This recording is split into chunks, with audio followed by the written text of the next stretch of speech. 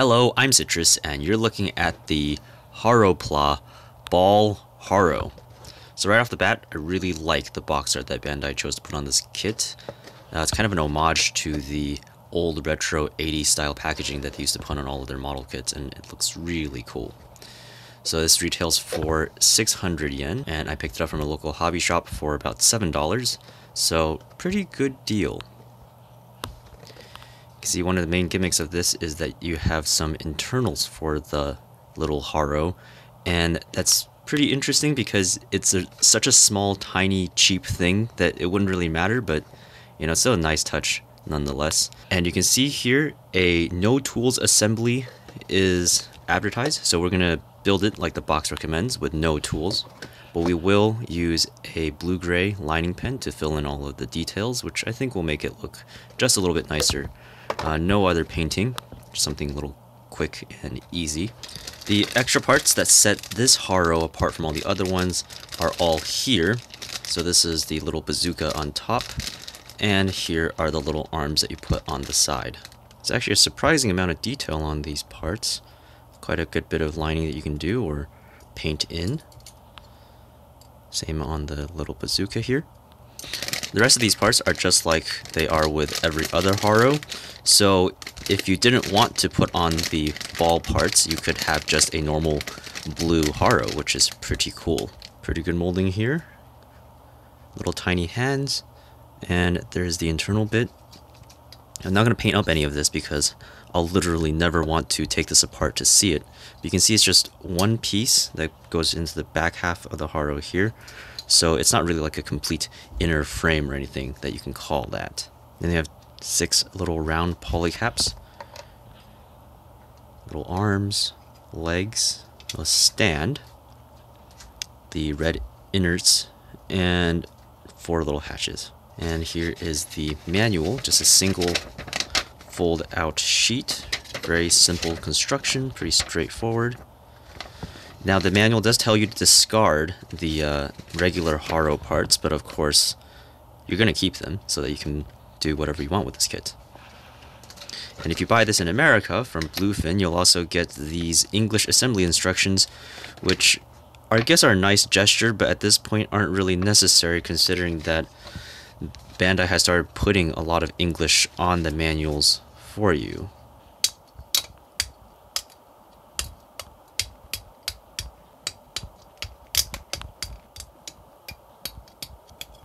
Here's a close-up look at what the gates look like if you just pop them out by hand.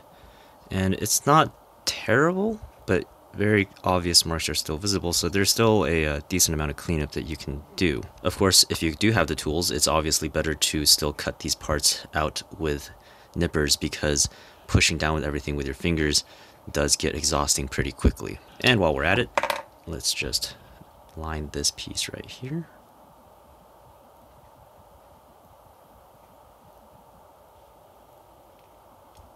And there we go.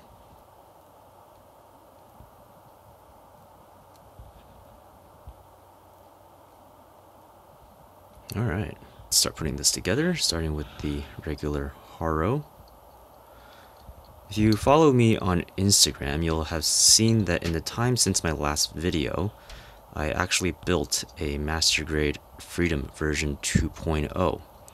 Now, I did record the footage of me putting the whole thing together, and even have some of the B-roll that I would need for the actual review, but I really don't want to edit it together into a video because I really didn't like building the kit in the first place.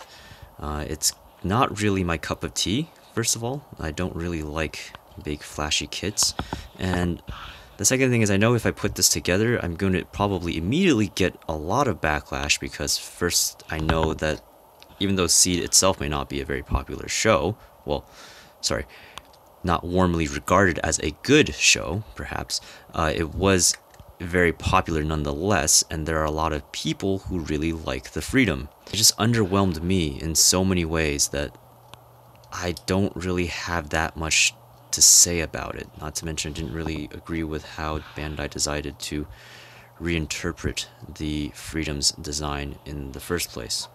So if you do want to see me review the Freedom 2.0, do let me know, because I don't really want to spend the several hours it'll take for me to write a script and edit everything together for something that I don't really enjoy, unless I know that it's something that you guys will really want to see, despite whatever negative things I'll have to say about it.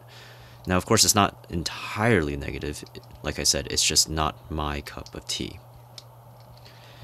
Alright, so once we put this piece on the front, there we go. That's basically the Haro. We have two caps that you would put here and here. And I guess you can put in the bottom one for now. But I'll leave the top one off because that's where the bazooka will have to go in later. It's really cute. Little things on top open up. I should put it down for a second here. And we're going to put all of the little appendages together, like so.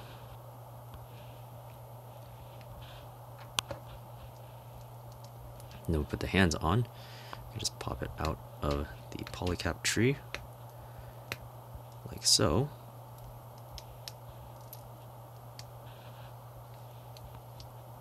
See, this is the left hand.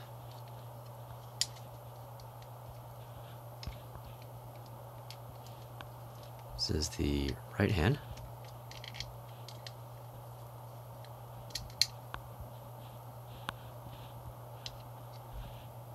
For the leg, I think that just goes in like that.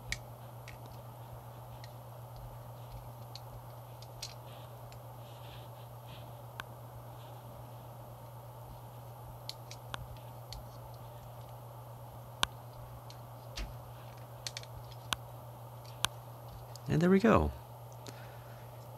Little blue Haro. Very nice. Okay, so let's put this down for the moment on its little base.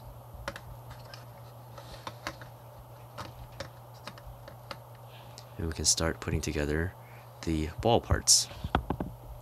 Now, I'm not sure why the manual does this, but it instructs you to put this polycap into the tip of the bazooka. So when you look at it, it has this sort of white circle in it instead of some sort of solid backing, because you could just paint the little circle in the back black. But there you go, that's what it instructs. I think this is to allow you to do some funny things, like, I don't know, stick an arm into the bazooka or something, which could look pretty funny. And it just sticks in right on top. And there is just enough clearance for this to be open while this is in place. You can see it can come up and down a little bit and rotate. As for the ball's claw arms, you would normally have to reuse these polycaps, but there is one leftover one on the tree, and if you don't put this polycap in the cannon, then you have enough to go around. The whole thing's really simple. Just two pieces put together and jam the polycap onto the end there, pop it out, and there you go. Very hollow on the inside, which I know will bother some people, but I think if it really bothers you, you're probably also skilled enough to patch this all in, carve all the details in that are supposed to be on the other side, and paint it up so it looks nice and proper. And you know, I would love to see a Haropla ball done up properly like that. I think it'd be pretty awesome looking. But of course, I'm not nearly skilled enough to do that for myself. And there we go. It's the complete Haro. And it looks a little bit silly with arms and arms. So it has like 4 arms. But yeah, if we pop it out and take these 2 arms away, then there we have it. The completed little Haro ball. Really cute, nice little desktop toy. And if we wanted to display this, we can pull this piece out, which is unfortunately a bit of a struggle, but then you can put this peg in here and put that end into the base, and there you go. So there are 5 holes along here, which I assume is for accessory storage, but you would have to take the polycaps for anything to be able to fit in there. So I'm not really sure what they're for. Maybe you can put the little end caps in there. So yeah, great little kit for $7. Oh, and before I forget, the Petite Guy and Haropla bases are the same size and shape, so they do tessellate. But I think if you were to have a whole row of these connected together, the display would look just a little bit too cramped. For $7, I think the Haropla ball is pretty cool, very interesting, and of course if you want any of the other balls, they are a bit cheaper, I believe, by 100 yen, since they don't come with the extra parts. But this one is my favorite because it's the most interesting looking one. If Bandai decides to make any other interesting balls, I will definitely pick them up in the future. So thanks for watching, and I'll see you guys next time.